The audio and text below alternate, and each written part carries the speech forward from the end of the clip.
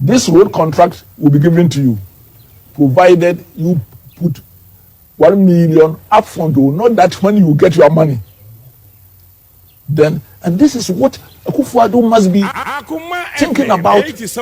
And if he knows about it, must be ashamed that now his people demand from you a certain amount before you be considered for the job. Why? Because then when they get it, whether the government pays you or not, they have gotten their money. As if people are in a hurry to loot the country before the end of Akufo-Addo's term. One of the greatest disappointments of Nana Akufo-Addo's regime is that, honestly, he raised the hope of Ghanaians. Ghanaians expected that we had gotten the leader with a vision, with the charisma, with the determination.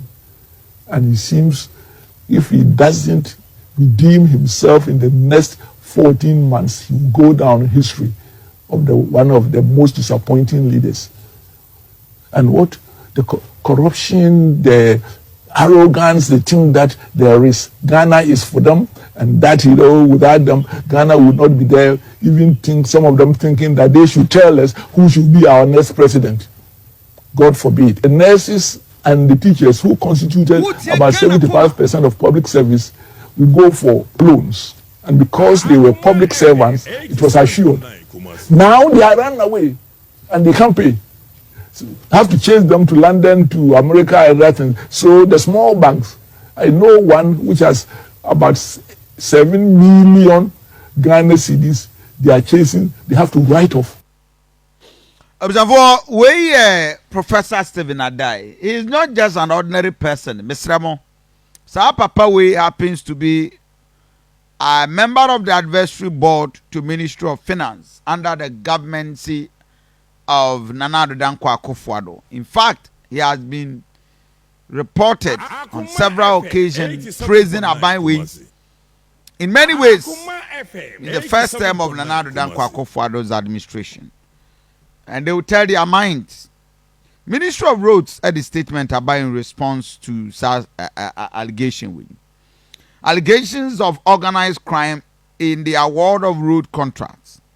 The attention of the Ministry of Roads and Highways has been drawn to a video clip in circulation in the social media space in which Professor Stephen Adei makes some allegations of corruptions in the public sector concerning the awards of roads. The allegation was made by Professor Stephen Adei, a former rector of GIMPA, in an interview with TV3, a private television station in Ghana. In the said interview, first aired on Friday, 20th October 2023, Professor Adei alleges that he has information to the effect that persons seeking road contract are told road contracts are being given to you, provided you pay 1 million upfront. 1 million. Oh my God. These allegations are surprising, at the least, because the process leading to award of road contract are open, transparent, competitive, in the accordance with the law. Given that allegation conduct borders on the commission of crime against the Republic, the Minister of Roads and Highways, Honorable Akwesi Amwakwanta, has today, 23rd October, that is ENRA, directed and requested the Executive Director of Economic and Organized Crime Office, IOCO, to fully investigate the allegation. The Ministry wishes to assure the public that it will cooperate fully and support the IOCO in the conduct of its investigation. Nasir Ahmed Yate ena nensa ehyasie. Abisanfo asamo a omaka ni nyina tofabo ohwe de ohu screen iso azo yate se ura Professor Stephen Adei Gimpa, one of the most successful rectors. I'll call her Papa na boy Juma papa. Na or transform Gimpa MNE Abeye 87.9 a renowned university. Papa no Ayubia Wakasem in an interview with your sister station TV3 say Sisia de Ghana de road contract your body don't come me. Na wokwa so betimi ayo untimi nyo do as answer na the contract be man for 1 million Ghana cedis at table no so na wo de to so a na you know ya jiwsika na ya jisika ni wi we don't care say sika no betimi na one day senanado nimu a ade na ekoso na ehu pa na nanado danko akofo ado aban sede we si page Ghana fo gidie e de kosoro na niema ekoso na abam senanado anhwe ya or he will go down Ghana abakosemu any o main history mu e beba kame akwa yese woni ne o mampani a wadi Ghana fo hwambo pa a ebi si da e wo my Ghana mu e free bra o main enya ne fa hodie Kobi asante makasa asem we wa ha se na na do nya so oba obetra Ghana kunya so ombo adwuma wa bo adwuma papa ne ba bibiri o ha waye some of them we can say they are unprecedented, but you see, to whom much is given much is expected. We hear near wenya ene ne waye dia e be ka se nana nke se utimi ye more than what we are seeing. Sabe amamuo said the nanado na ne ba omianum kan no o man pani bia. In fact o fa me ba Kenrich and Amekisadek ba betra Ghana kunwa so we hear Israel memu akwala ba be di man pani no wadi mfie nso eye denara obeye bibi. So it is a fact so man pani bia de betra Ghana kunwa so bia no 4 year term no so no waye bibi, but ye bisa se de no ye ye eno na ya na ye kento obo na yes nanado bai waye bi o man pani bia no ba betra Ghana kunwa so e wa abra wanye bibi obia ebeye bibi. But the point is that bibi na waye no when ya de no waye den, you know, when ya den and a waye den, and that is what we have to measure. And no yes yehwe entinya se wa yes waye akwan when ya sign what de ya akwan ne ye de toto a obi nya sign what de ye den. That is the measure. And ye de 87.9 na Professor Adei say na na do anhwe ya obeye wo bi a waba Ghana o mampani a wadi o my Ghana hwammo papa Ghana fo yire mfi de biara da obi a no de to aso de tu dwa say enema wodo a ekoso o my Ghana mu first teacher fo na katua anya kra wanim say okọ bank akọpẹ bosia obeje ne bosia na at least interest rate bosia no nsi ho no akosra ebia yaje no 20%, 25%, and ne bosia no si ho no yaje no 45%, 50%. na waje wie so a ontimi ntua because teacher ni a waje 2,300 Ghana cedis no so bosome ye ba betew 1,200 and I had 2,300.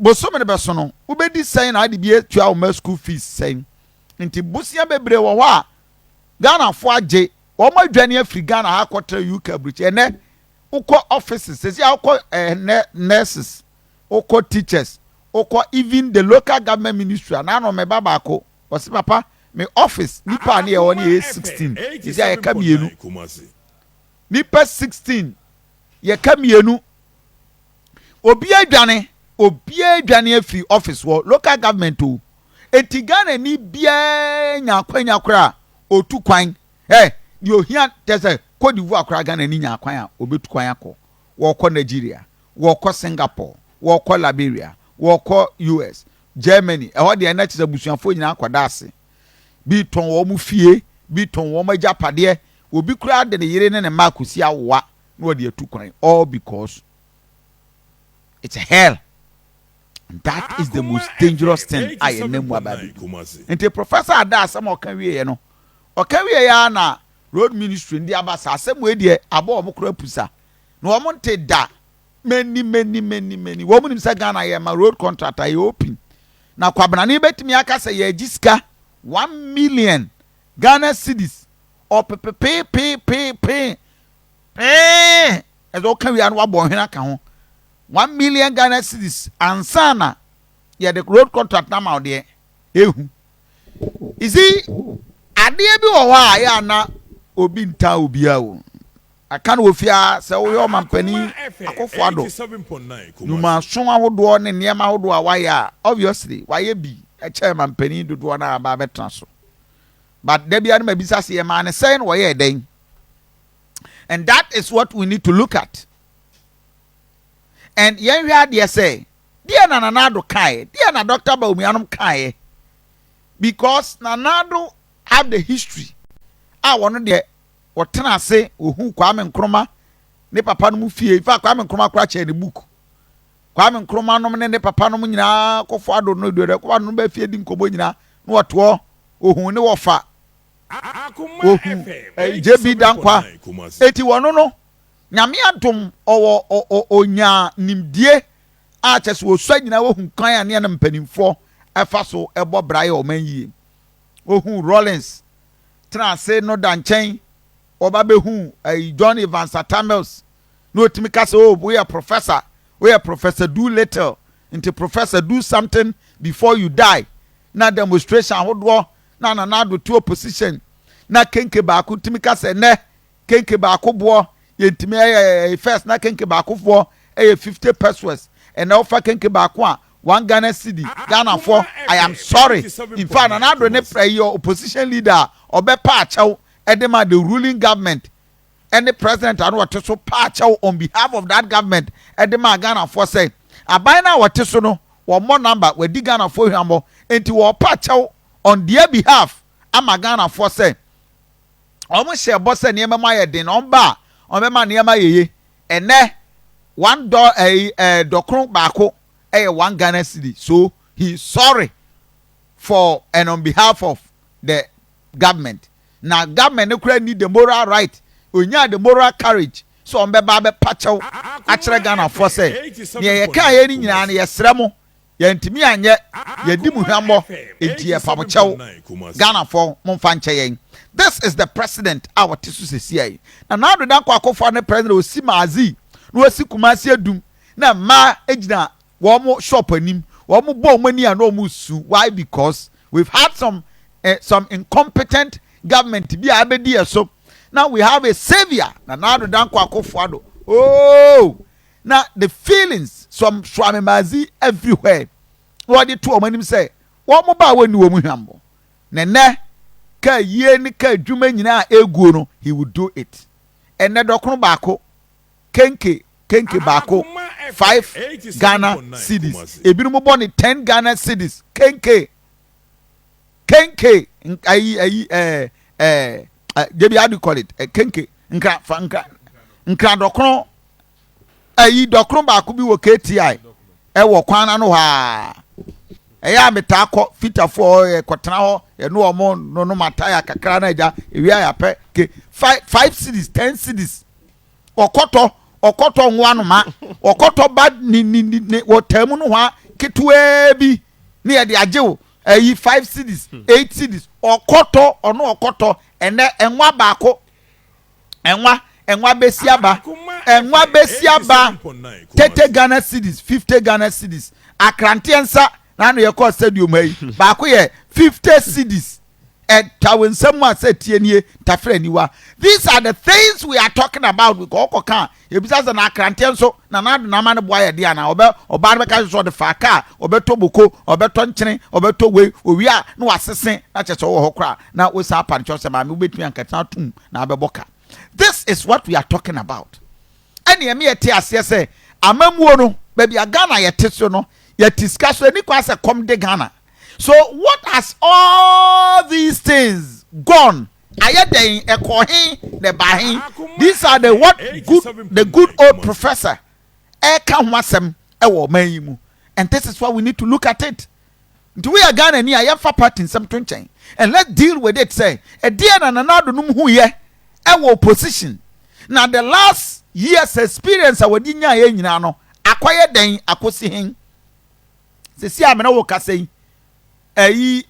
Israel ɛne Palestine tɔkwa yi si awo kyerɛ abɛn bia no wɔ kasa kofi si adeɛ nneɛma mo ayɛ di o Israel foɔ de Palestine foɔ kunti yesu wɔn kunwie nam sɛ wurade yesu yewu Ukraine foɔ kunwie Israel ne Palestine fa de nra China foɔ asetuo missiles a wɔn nyinaa nso ɛde kɔ Middle East wɔn kɔ akɔboa Iran asɔre Iraq asɔre Iran the whole world they are the largest oil producers about 60% of the whole oil no ɔno wɔn tu no wɔn nya de ntɔkwa no ba deɛ ne na bobo yaya. So we are in a country when our leaders your resources na yɛn ankasa yɛ wɔ kwan mu ano is not being harnessed for our development, and that is what we want to look at it. Oh my Ghana, the whole Africa, we are in fact first nanka South Africa and the South Africa gold swati.